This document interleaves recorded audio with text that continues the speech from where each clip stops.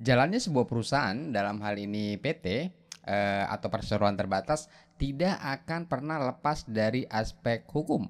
Mulai dari perusahaan itu berdiri sampai perusahaannya bubar. Selalu berkaitan dan terikat dengan hukum, dengan peraturan perundang-undangan. Aspek hukum perusahaan ini sangat luas, luas sekali, sehingga diperlukan sebuah manajemen tersendiri untuk mengatur dan melaksanakannya. Itu sebabnya di banyak perusahaan, khususnya perusahaan menengah dan perusahaan besar, terdapat sebuah departemen sendiri yang khusus mengurusi urusan-urusan hukum ini, yaitu legal department. Atau kalau di pemerintahan biasanya biro hukum. Dan sebenarnya bukan hanya perusahaan menengah dan besar saja ya, perusahaan yang skalanya masih kecil pun juga perlu punya manajemen legal. Meskipun katakanlah belum mempunyai tenaga khusus dalam bidang hukum. Karena sebuah perusahaan apapun skalanya, baik perusahaan besar maupun perusahaan dengan skala kecil, dari awalnya berdiri itu sudah akan berkaitan atau bersinggungan erat dengan hukum. Mulai dari pembuatan anggaran dasarnya sampai kewajiban-kewajiban mengurus perizinan dan pembuatan kontrak-kontrak. Ini semua perlu diatur, perlu ditata yang rapi untuk kemudian bisa dimonitoring dan diupdate secara berkala, untuk kemudian bisa mencapai keadaan yang ideal, yang biasa disebut good corporate governance atau GCG. Dan sumber daya yang menjalankan legal department ini biasanya adalah orang-orang yang mempunyai background hukum, sarjana hukum, dan dalam prakteknya pengetahuan substansi hukum saja ternyata tidak cukup, karena seorang legal officer, yaitu sumber daya yang akan menjalankan fungsi legal department, perlu juga mempunyai pengetahuan tentang manajemen dan lapangan. Apa saja ruang lingkup manajemen legal sebuah perusahaan, aspek legal apa saja yang perlu diperhatikan di dalam menjalankan perusahaan, dan apa juga tugas legal officer ini, kita akan membahasnya di video ini. Saya akan coba membagi pengalaman saya selama menjadi tenaga legal di sebuah perusahaan holding. Tapi sebelumnya, seperti biasa, jangan lupa kita ngopi dulu.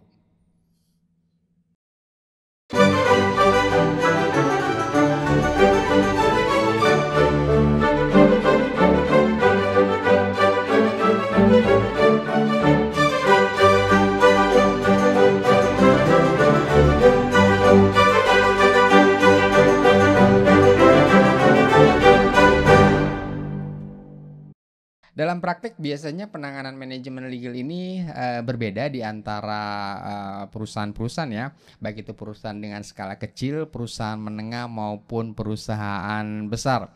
Di perusahaan yang skalanya masih kecil, terutama perusahaan baru atau startup, biasanya urusan hukum perusahaan itu bukan merupakan prioritas utama. Karena biasanya fokus perusahaan skala kecil ini orientasinya adalah peningkatan volume bisnis, misalnya peningkatan penjualan. Bahkan cenderung sedang berada dalam keadaan atau dalam kondisi survive, untuk supaya perusahaannya bisa tetap berjalan. Jadi biasanya fokusnya yang penting bisnisnya jalan dulu, lancar, dan urusan hukum cenderung dianggap tidak efisien, khususnya dari sisi cost. Akan tetapi saat ini banyak juga pengusaha kecil atau pengusaha startup yang mulai punya kesadaran hukum dalam mengelola perusahaannya. Mungkin ini karena akses masyarakat terhadap informasi hukum sudah mulai terbuka luas ya, sehingga kesadaran akan patuh undang-undang dalam rangka mempertahankan kepentingan hukum, kepentingan perusahaannya, ini sudah mulai jadi pertimbangan di dalam menjalankan bisnis dan perusahaan. Kalau di perusahaan menengah biasanya ini sudah punya kesadaran hukum yang lebih baik dalam mengelola aspek legal perusahaannya, meskipun kadang keadaannya itu masih terbatas. Biasanya di perusahaan kelas menengah ini sudah punya orang legal atau legal departemen sendiri, meskipun kadang tenaganya masih rangkap-rangkap jabatan. Dan kalau di perusahaan besar, apalagi perusahaan grup atau holding, biasanya legal departemennya sudah mulai established. Dan bahkan departemen hukumnya sudah punya beberapa tenaga legal dengan job desk yang lebih spesifik. Misalnya ada tenaga legal yang khusus mengurusi dan memonitor perizinan-perizinan, ada tenaga legal yang khusus menangani kontrak-kontrak, bahkan ada juga tenaga legal yang khusus menangani corporate actionnya. Secara umum, tugas tenaga legal atau legal officer ini adalah membantu perusahaan dalam menangani segala urusan hukumnya.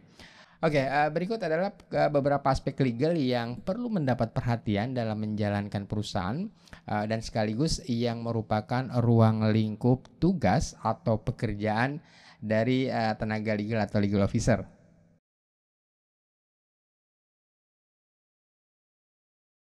Eksistensi sebuah perseroan terbatas (PT) ditentukan berdasarkan anggaran dasarnya yang harus sudah disahkan oleh Menteri Hukum dan HAM. Jadi langkah pertama berdirinya sebuah PT adalah dengan membuat anggaran dasar yang tertuang di dalam akta pendiriannya, akta notaris. Anggaran dasar ini merupakan dokumen utama sebuah PT yang tentu saja harus didokumentasikan dengan baik, dengan rapi, karena bisa dibilang akta pendirian ini merupakan akta kelahiran sebuah badan hukum PT yang tanpa akta ini maka sebuah PT bisa dianggap tidak eksis. Jadi ini merupakan dokumen yang cukup penting karena terkait dengan eksistensi sebuah perusahaan PT.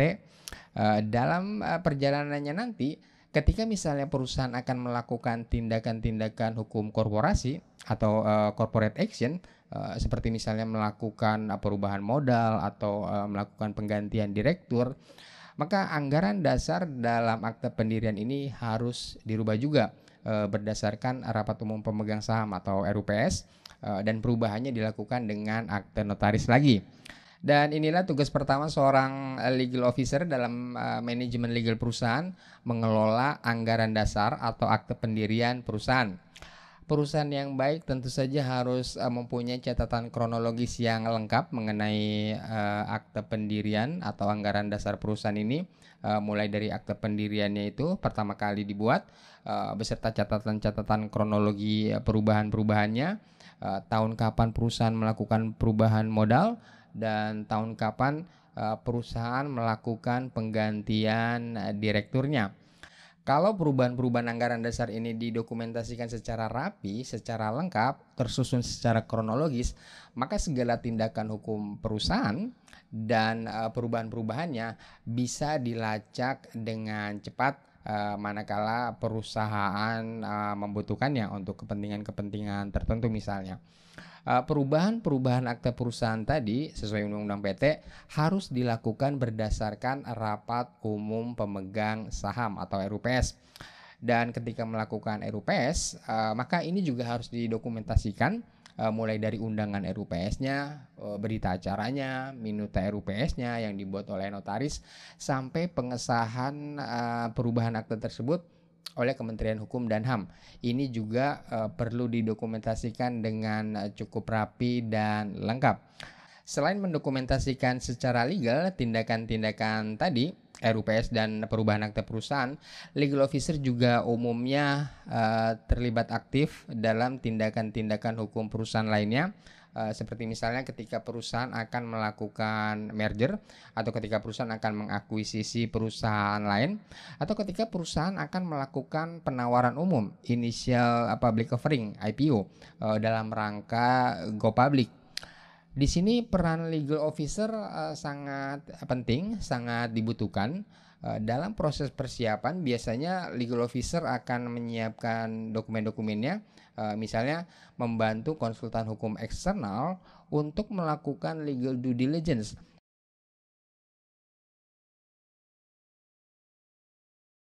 Tugas lainnya dari manajemen legal perusahaan adalah mengelola perizinan perusahaan.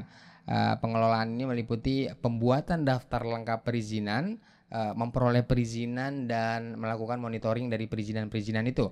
Jadi sebuah perusahaan untuk bisa beroperasi menjalankan kegiatan usahanya, dia harus punya perizinan ya, sebagaimana yang diwajibkan oleh peraturan perundang-undangan yang mengatur kegiatan usaha perusahaannya sesuai dengan ruang lingkupnya. Secara umum perizinan sebuah perusahaan bisa kita bagi dua.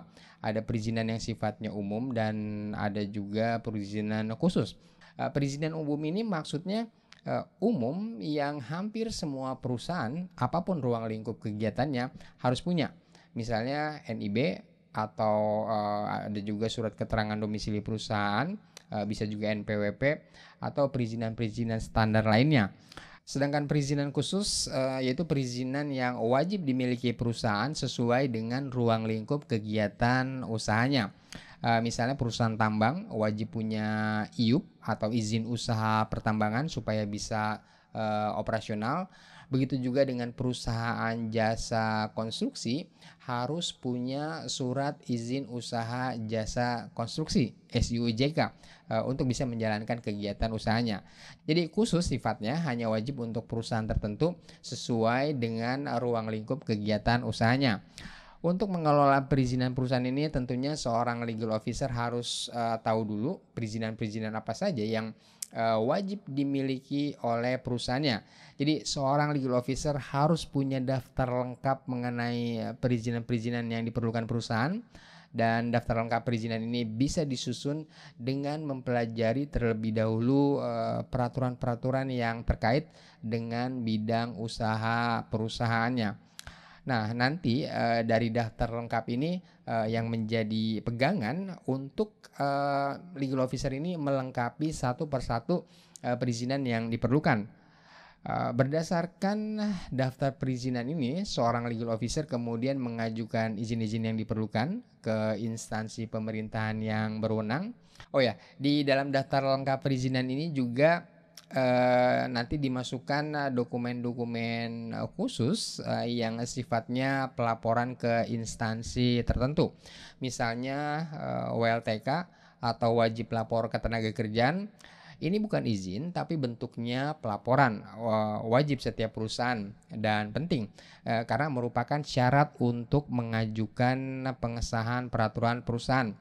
Dan pelaporan WLTK ini disampaikan ke Dinas Ketenagakerjaan. Dan biasanya laporan-laporan seperti ini dan juga hampir semua jenis perizinan perusahaan saat ini sudah bisa dilakukan secara online, jadi seharusnya bisa lebih efisien. Seperti misalnya WLTK tadi, ini juga sudah bisa dilakukan secara online. Nah, setelah semua perizinan diperoleh sesuai checklist lengkap yang tadi menjadi pegangan dari legal officer, nanti berdasarkan checklist ini legal officer melakukan update perizinan-perizinan tersebut. Kapan jatuh tempo berakhirnya, masa berlaku peraturan perusahaan, dan kapan perusahaan harus memperpanjangnya.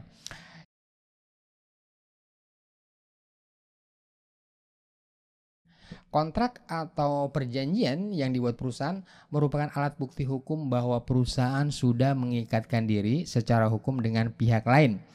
Dan berdasarkan kontrak-kontrak ini maka perusahaan mempunyai hak dan kewajiban terhadap pihak lain untuk menuntut pembayaran uang misalnya, atau untuk menuntut dilaksanakannya sebuah pekerjaan, atau untuk menuntut dilakukannya pengiriman barang. Kontrak-kontrak ini termasuk juga dasar hukum bagi perusahaan untuk melaksanakan kewajibannya, misalnya melakukan pembayaran uang kepada pihak lain, misalnya kepada vendornya. Salah satu tugas seorang legal officer adalah memberikan support kepada perusahaan untuk membuat kontrak-kontrak perusahaan. Dan dalam membuat kontrak ini, legal officer tentunya harus berkoordinasi dengan departemen lain yang bertanggung jawab terhadap kerjasama yang akan dibuatkan kontraknya tadi. Misalnya kontrak itu diperlukan dalam proses pengadaan barang dengan supplier bahan baku. Jadi di sini legal officer memberikan legal support kepada bagian operasional untuk membuat kontrak pengadaan bahan baku dalam pelaksanaan produksi. Atau bisa juga kontrak itu berupa perjanjian kerja antara perusahaan dan karyawan, baik karyawan kontrak maupun karyawan tetap. Di mana di sini legal officer memberikan legal support kepada departemen HRD untuk membuatkan atau untuk melakukan review terhadap perjanjian kerja tadi. Dan kaitannya dengan kontrak ini, tugas seorang legal officer biasanya ada 3, yaitu mendampingi perusahaan dalam melakukan negosiasi kontrak agar sesuai dengan hukum, lalu melakukan pembuatan naskah kontraknya sendiri, atau melakukan review kontrak kalau naskah kontraknya itu misalnya dibuat oleh pihak lain, dan melakukan monitoring terhadap kontrak-kontrak tersebut. Nah, seperti dalam mengelola perizinan tadi, dalam pengelolaan kontrak-kontrak perusahaan ini, legal officer juga harus punya daftar kontrak-kontrak perusahaan. Checklist kontrak ini biasanya berisi keterangan mengenai jenis kontraknya, nomor kontraknya, dan tanggal kontrak tersebut. Dalam sebuah kontrak itu kan biasanya ada nomor kontrak ya. Nah, nomor kontrak ini sebenarnya tidak wajib dan bukan merupakan syarat sahnya perjanjian. Nomor kontrak biasanya diperlukan untuk kepentingan manajemen atau pendokumentasian kontrak-kontrak perusahaan yang biasanya cukup banyak. Jadi dengan nomor kontrak itu maka perusahaan tahu kontrak nomor sekian tentang apa, tanggal berapa, dan disimpan di mana. Jadi bisa di-trace, dan daftar kontrak ini juga bisa digunakan untuk keperluan monitoring dan evaluasi tentang mana kerjasama yang masih berlaku efektif dan mana kontrak-kontrak yang sudah habis masa berlakunya.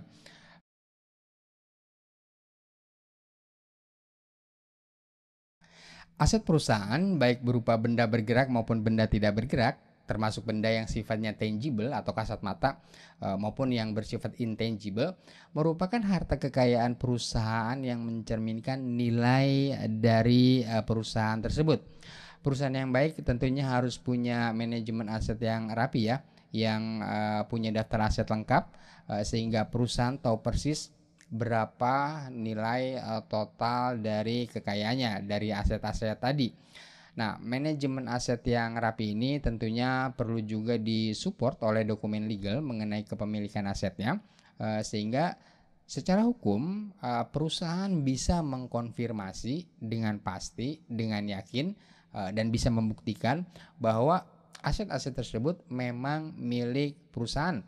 Apalagi kalau asetnya sering pindah tangan ya, misalnya pindah tangan di antara karyawan atau disewakan atau mungkin dipinjamkan kepada pihak lain, yang kalau perusahaan tidak punya daftar dan catatan lengkapnya termasuk dokumen kepemilikannya sebagai bukti, maka bisa jadi aset-aset tersebut tidak diketahui lagi rimbanya nanti, atau bahkan lebih parahnya tahu-tahu diklaim oleh pihak lain.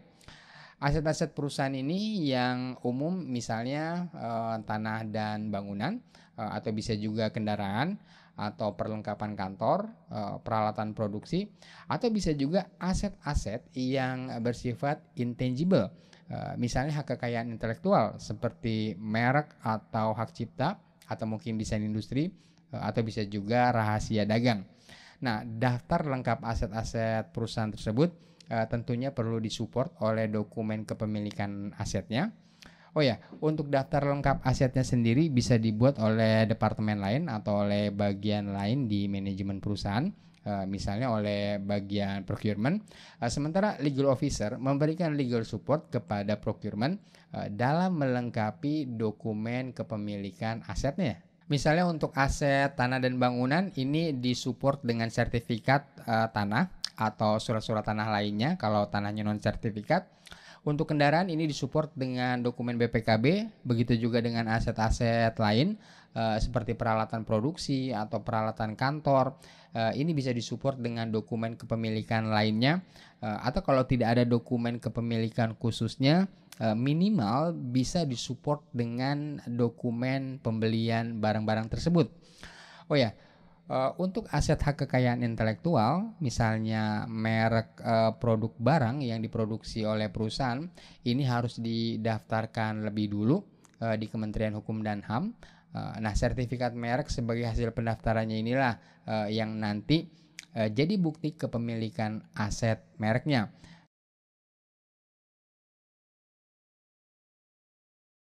Tugas lainnya dari seorang legal officer adalah menangani sengketa hukum yang melibatkan perusahaan, baik sengketa hukum pidana, perdata maupun perburuhan. Misalnya ketika perusahaan menjalin kerjasama kontrak dengan perusahaan lain, dan perusahaan lain itu melakukan wan prestasi atau tidak melaksanakan kewajiban-kewajibannya sesuai kontrak kepada perusahaan di mana legal officer itu bekerja, kemudian perusahaan mempersoalkan hal tersebut secara hukum, maka pada fase inilah perusahaan telah memasuki sebuah sengketa hukum. Dalam menangani sengketa hukum ini, seorang legal officer bisa maju sendiri mewakili perusahaan di pengadilan. Akan tetapi biasanya dalam praktek perusahaan menyerahkan urusan sengketa hukum di pengadilan ini, termasuk sengketa hukum pidana, kepada pengacara litigasi yang memang ekspertis di bidangnya. Ini karena untuk bersengketa hukum di pengadilan, pemahaman hukum saja tidak cukup, karena diperlukan juga pengetahuan strategi dan pengalaman. Itu sebabnya perusahaan lebih memilih untuk mempercayakan urusan litigasi pengadilan kepada pengacara litigasi. Nah, meskipun penanganannya dilakukan oleh pengacara litigasi, tapi seorang legal officer harus memonitor perkembangan kasus atau sengketa tersebut, termasuk menerima laporan dari pengacara atau memberikan support berupa dokumen-dokumen sebagai alat bukti hukumnya.